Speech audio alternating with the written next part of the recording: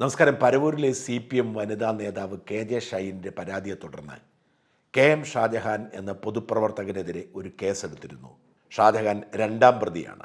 3 പേർക്കെതിരെയാണ് കേസെടുത്തിരിക്കുന്നത്. മറ്റ് പലർക്കെതിരെയും കേസെടുക്കാനുള്ള ആലോചനയും അന്വേഷണവും നടക്കുകയാണ്.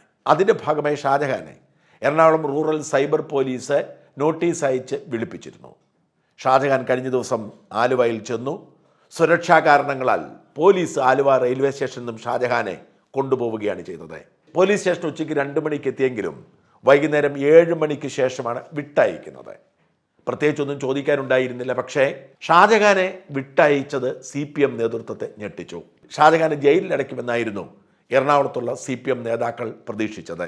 അതുകൊണ്ട് തന്നെ ഷാജഹാനെ ജയിലിലേക്ക് കൂവി ആനയിക്കാൻ DYFI നേതാക്കൾ പോലീസ് സ്റ്റേഷന് മുമ്പിൽ നിരന്നു. പക്ഷേ ഷാജഹാൻ പോലീസ് അകമ്പടിയോടുകൂടി നേരെ റെയിൽവേ സ്റ്റേഷനിൽ ചെന്ന് തിരുവനന്തപുരത്തേക്ക് വണ്ടി കയറിയപ്പോൾ അവർക്ക് നല്ല കലിപ്പായി. അവർ ആ പരിസരത്ത് നിന്നുകൊണ്ട് ഷാജഹാനെ കൂവി വിളിക്കുന്നുണ്ടായിരുന്നു. പരനാറി എന്ന വാക്കൊക്കെ പറഞ്ഞ് ഇറങ്ങിവാടാ ധൈര്യമുണ്ടെങ്കിൽ എന്ന് പറഞ്ഞ് വെല്ലുവിളിക്കുകയായിരുന്നു. ഷാജഹാൻ അവിടെ നിന്നും തിരുവനന്തപുരത്ത് ഇന്നലെ എത്തിയത് രാവിലെ 3:30 മണിക്കാണ്. 2 മണിക്കൂർ ബസ് സ്റ്റാൻഡിൽ തന്നെ ഇരുന്നു. അവിടെ നിന്നും ഒരു ബസ്സിൽ ഷാജഹാൻ ഉള്ളൂർ പ്രശാന്ത് നഗറിലുള്ള വീട്ടിലെത്തി ഉറക്കമൊക്കെ കഴിഞ്ഞ് ഷാജഹാൻ ഇന്നലെ വീട്ടിൽ തന്നെ കഴിഞ്ഞു. വൈകുന്നേരം 8 മണിയായപ്പോൾ വലിയ ഒരു പോലീസ് സംഘം, 15 അംഗങ്ങൾ ഉൾപ്പെട്ട ഒരു പോലീസ് സംഘം 2 വാഹനത്തിൽ ഷാജഹാന്റെ വീട് വളയുകയാണ്. എറണാകുളം ചെങ്ങമനാട് പോലീസാണ് ഷാജഹാൻ അറസ്റ്റ് ചെയ്യാൻ എത്തിയത്. അവർ പറഞ്ഞു, ഞങ്ങൾക്ക് ഉത്തരവുണ്ട്, അറസ്റ്റ് ചെയ്യുകയാണ്, കൊണ്ടുപോകണം. ഷാജഹാൻ ആദ്യം വിളിക്കുന്നത് തന്നെയാണ്. ഞാൻ കുടുംബത്തോടൊപ്പം ഭക്ഷണം കഴിച്ചുകൊണ്ടിരിക്കുകയായിരുന്നു. ഷാജഹാൻ പോവണോ എന്നാണ് എന്നോട് ചോദിച്ചത്. ഞാൻ പറഞ്ഞു, പോവാതിരിക്കാൻ നിവൃത്തിയില്ല. പോലീസ് അറസ്റ്റ് ചെയ്യാൻ എത്തിയാൽ പോയേ പറ്റൂ, അതാണ് നിയമം, പോവുക, ബാക്കി അടുത്ത സ്റ്റെപ്പ് എടുക്കാം. ഷാജഹാനുമായി പോലീസ് പോകുന്നു. എന്ത് സംഭവിച്ചു എന്ന് ആർക്കും ഒരു ധാരണയുമില്ല. ഷാജഹാന്റെ ഭാര്യയെ വിളിച്ച് ഞാൻ ചോദിക്കുമ്പോൾ അവർക്ക് കൃത്യമായ ധാരണയൊന്നുമില്ല. പോലീസ് എവിടെയൊക്കെ ഒപ്പിടിപ്പിച്ചു കൊണ്ടുപോയി, ആലുവായിക്കാണ് കൊണ്ടുപോകുന്നത് എന്നാണ് പറഞ്ഞത്. മറ്റ് വിശദാംശങ്ങളൊന്നും ലഭ്യമല്ല. ഷാജഹാൻ എന്ത് സംഭവിച്ചു എന്നറിയാൻ ഞങ്ങളുടെ ടീം ശക്തമായി ഉണർന്നിരുന്ന് അന്വേഷിച്ചു. അങ്ങനെ ഒടുവിൽ ഇതിന് പിന്നിലെ ഗൂഢാലോചനയും പിടിവാശിയും ഒക്കെ മനസ്സിലാക്കി. ഷാജഹാനെ അറസ്റ്റ് ചെയ്ത് ജയിലിലടയ്ക്കാനുള്ള CPM നേതാക്കളുടെ ആഗ്രഹം സാധിക്കാതെ വന്നതുകൊണ്ട് ഇന്നലെ ഷാജഹാനെതിരെ ചെങ്ങമനാട് പോലീസിനെ കൊണ്ട് മറ്റൊരു കേസ് കൂടി എടുപ്പിക്കുകയായിരുന്നു. വളരെ വിചിത്രമായിരുന്നു ഈ കേസിൻ്റെ അവസ്ഥ. ഒരു തരത്തിലും ഡിഫേമേഷൻ കേസ് പോലും നിലനിൽക്കില്ലാത്ത ഒരു വീഡിയോയുടെ പുറത്ത് ഷാജഹാനെതിരെ ജാമ്യമില്ലാ വകുപ്പുകൾ ചുമത്തി കേസെടുത്തു.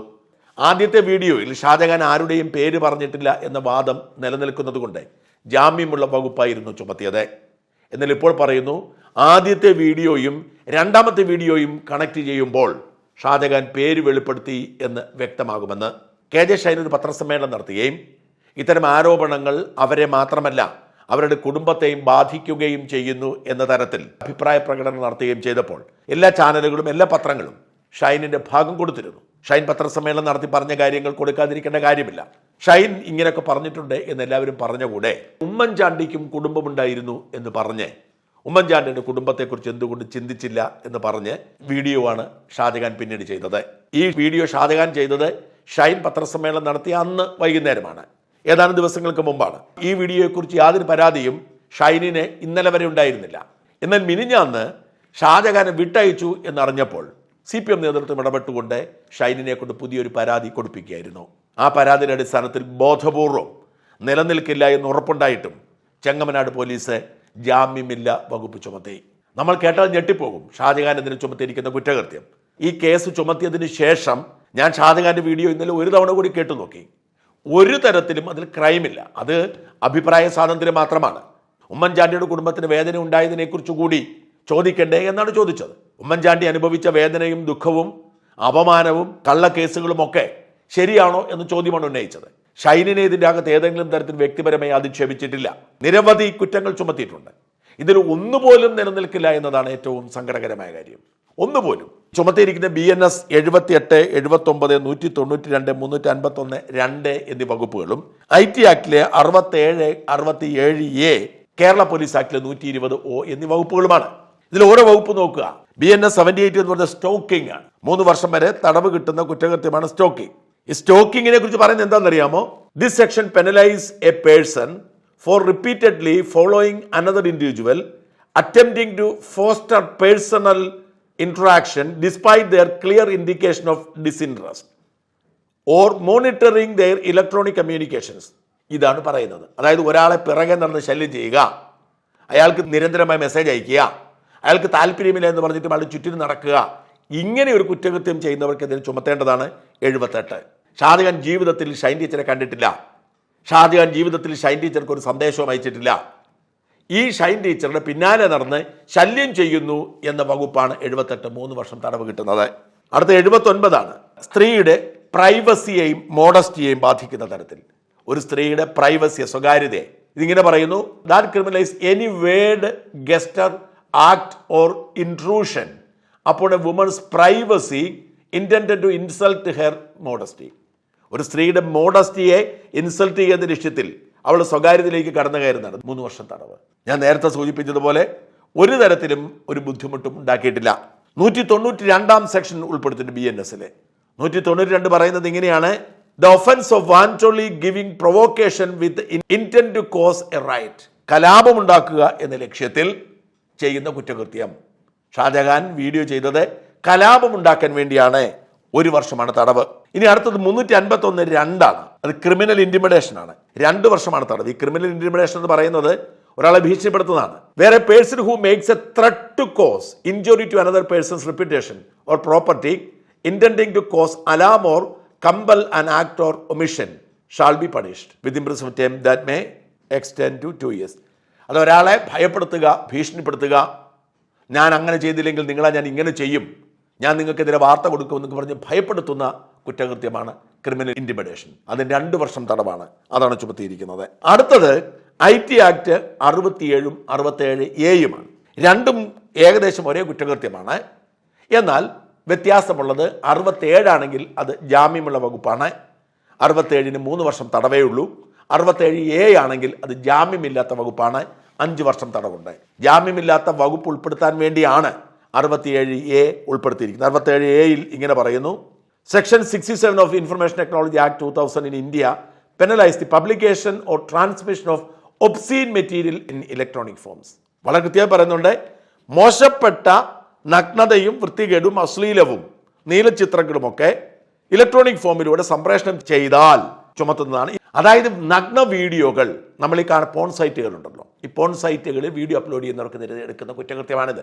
ഏതെങ്കിലും നഗ്ന വീഡിയോകൾ, സ്ത്രീയുടെ ആവണമെന്നില്ല, അശ്ലീല വീഡിയോകൾ യൂട്യൂബിൽ അപ്ലോഡ് ചെയ്താൽ എടുക്കുന്ന കുറ്റകൃത്യമാണ് 67(a). ഈ 67(a) ആണ് ഷാജഹാനെതിരെ ചുമത്തിയിരിക്കുന്ന ഒരു കുറ്റകൃത്യം. ഇനി ഒരു വകുപ്പ് കൂടിയുണ്ട്, കേരള പോലീസ് ആക്ട് 120. അതെല്ലാ കേസിലും ചുമത്തുന്നതാണ്. അത് വേണമെങ്കിൽ നിലനിൽക്കും. കേരള പോലീസ് എന്ന് വെച്ചാൽ ഇലക്ട്രോണിക് ഫോമിലൂടെ എന്ത് ചെയ്താലും ഈ കുറ്റകൃത്യം നിലനിൽക്കും. ഭരണഘടനാ വിരുദ്ധമായൊരു നിയമമാണ് 120. പക്ഷെ അത് തന്നെ എടുക്കാൻ പറ്റത്തില്ല, മറ്റേതെങ്കിലും വകുപ്പുണ്ടാണ്. തന്നെ എടുക്കണമെങ്കിൽ മജിസ്ട്രേറ്റിന്റെ പെർമിഷൻ വേണം. അത് ആർക്കെതിരെയും ചുമത്താം. നിങ്ങൾ ആര് ഫേസ്ബുക്കിൽ എന്ത് പോസ്റ്റ് ഇട്ടാലും, ആരെന്ത് ചെയ്താലും 120 ഇടാം. അതിനെ അറസ്റ്റ് ചെയ്യാനൊന്നും പറ്റത്തില്ല. അതൊരു പെറ്റി കേസ് പോലെയാണ്. അതിന് 1000 2000 രൂപ പിഴയേ ഉണ്ടാവത്തുള്ളൂ. നിയമത്തിൽ തടവൊക്കെ പറയുന്നുണ്ടെങ്കിലും 120 എന്ന കുറ്റകൃത്യത്തിന് ആരെയും ശിക്ഷിച്ചതായി ഞാനിതുവരെ കേട്ടിട്ടില്ല. പിഴ അടച്ചു പോകുന്ന ആളുകളുണ്ട്. പലപ്പോഴും ഇത് ചുമത്തി കഴിയുമ്പോൾ ആളുകൾ 2000 രൂപ പിഴ അടച്ചിട്ട് പോകും. അപ്പോൾ ഷാജഹാനെതിരെ ചുമത്തിയിരിക്കുന്ന ഒരു കുറ്റകൃത്യവും നിലനിൽക്കുന്നതല്ല. പക്ഷേ ഷാജഹാനെ ജയിലിൽ അടയ്ക്കുന്ന ലക്ഷ്യത്തിൽ ഇതെല്ലാം ചുമത്തിയിരിക്കുന്നു. ആലോചിച്ച് നോക്കിയേ, നമ്മുടെ നാട്ടിൽ സംഭവിച്ചുകൊണ്ടിരിക്കുന്ന കാര്യമാണ്. ഒരാളോട് CPM എന്ന് പറയുന്ന പ്രസ്ഥാനത്തിന്, അവർ ഭരിക്കുന്ന സർക്കാരിന് വിദ്വേഷമുണ്ടാകുമ്പോൾ, അയാളെ നിശബ്ദനാക്കാൻ പരമാവധി ശ്രമിക്കുമ്പോൾ, അത് സാധിക്കാതെ വരുമ്പോൾ, അയാൾ ചെയ്യാത്ത കുറ്റകൃത്യങ്ങൾ അയാളുടെ മേൽ ചുമത്തി അയാളുടെ വീട്ടിൽ നിന്ന് അയാളെ അറസ്റ്റ് ചെയ്ത് രാത്രിയിൽ എറണാകുളം വരെ കൊണ്ടുപോയി ഒരു പോലീസ് സ്റ്റേഷൻ മണിക്കൂറുകളോളം ഇരുത്തി മെഡിക്കൽ പരിശോധന നടത്തി അയാളെ ചോദ്യം ചെയ്യുകയാണ് എന്ന് പറഞ്ഞ് മെനക്കെടുത്തി കോടതിയിൽ ഹാജരാക്കി പറ്റിയാൽ ജയിലിൽ അടക്കിയ. ഇതിപ്പോൾ ഈ വീഡിയോ ചെയ്യുമ്പോഴേക്കും അയാളെ കോടതിയിൽ ഹാജരാക്കുമായിരിക്കുമെന്ന് വിശ്വസിക്കുന്നു. ഇപ്പോൾ ഞാൻ ഈ വീഡിയോ ചെയ്യുമ്പോൾ ഷാജഹാൻ എറണാകുളം റൂറൽ പോലീസ് സ്റ്റേഷനിൽ ഇരിക്കുകയാണ്, രാത്രി മുഴുവൻ ഉറക്കളച്ച്. ഇന്ന് എപ്പോഴെങ്കിലും കോടതിയിൽ ഹാജരാക്കുമെന്ന് പ്രതീക്ഷിക്കുന്നു. ഹാജരാക്കുമ്പോൾ ജാമ്യം കിട്ടാനുള്ള സാധ്യതയേറെയാണ്. പക്ഷേ തീരുമാനിക്കുന്നത് ജഡ്ജിയാണ്.